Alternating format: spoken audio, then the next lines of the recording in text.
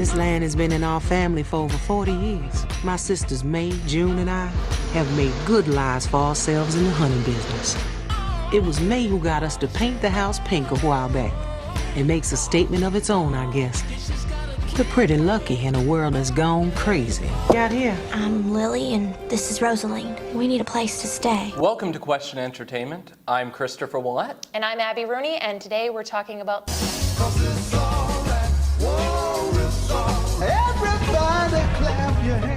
This is based on the novel of the same name.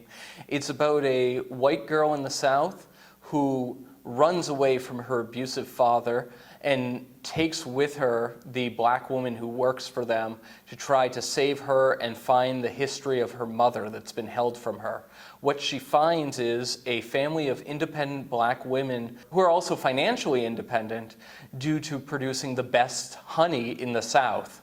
She moves in with them, and it becomes a coming-of-age epic with Queen Latifah and Dakota Fanning, the best actress in Hollywood. How was it? It was very sad. It was sad. It was very depressing, but very well done. What a great cast. Yeah, it was amazing. Everybody in it was just amazing, and it was so well filmed. It was just beautiful to watch, especially the scenes with the bees and the outdoor scenes. They were just amazing.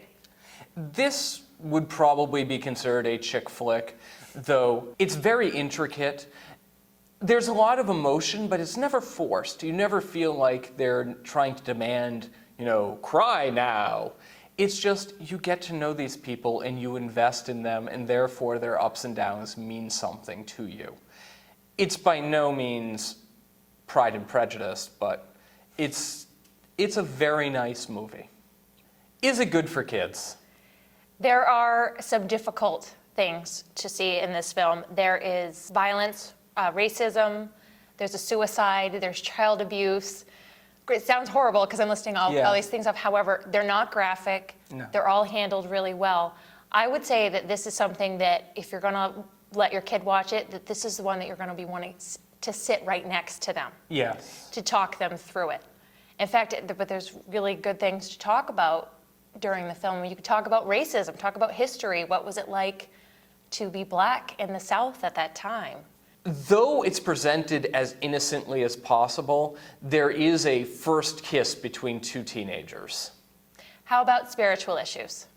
First of all, there is a suicide in this movie that's shown simply as it was her time, almost as if she died naturally.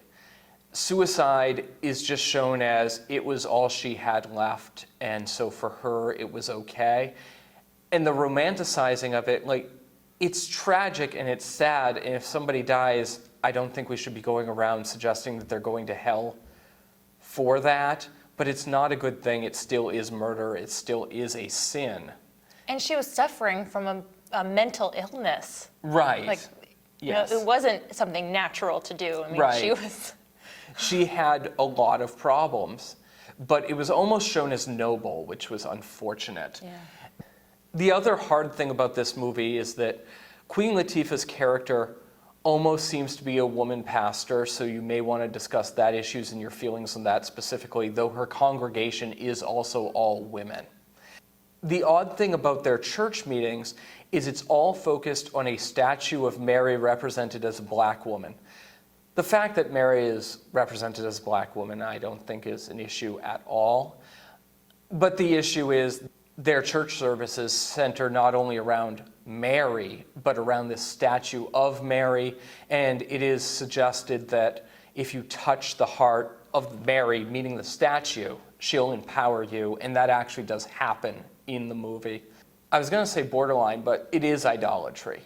From a film standpoint, though, there's some great cinematography in the final scene where Dakota Fanning is placed next to the statue, in front of the statue, and you can see the statue, though it never moves, empowering her.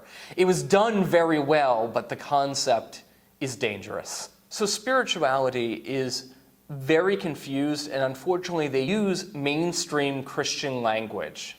But they're not really talking about God. No, not at all. And certainly not the way you would picture him from reading the Bible.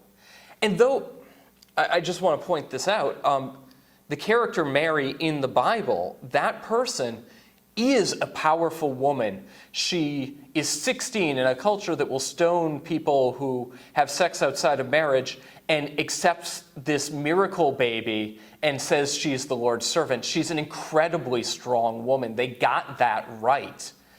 But even Mary herself would not want you to pray to her. She'd want you to pray to the one who gave her strength. She's the example, not Right. the one who provides the power. Yes, and they confuse that in this movie. So what's your recommendation? It's an entertaining film. If you watch it with your family, as Abby mentioned, do watch it together. Do talk about these issues. Unfortunately, it would be a great feel-good, uplifting film if it wasn't for pro-suicide and idolatry. But you don't see that too much in movies. That's true. Yeah. But it was a well-done film. It was really beautiful.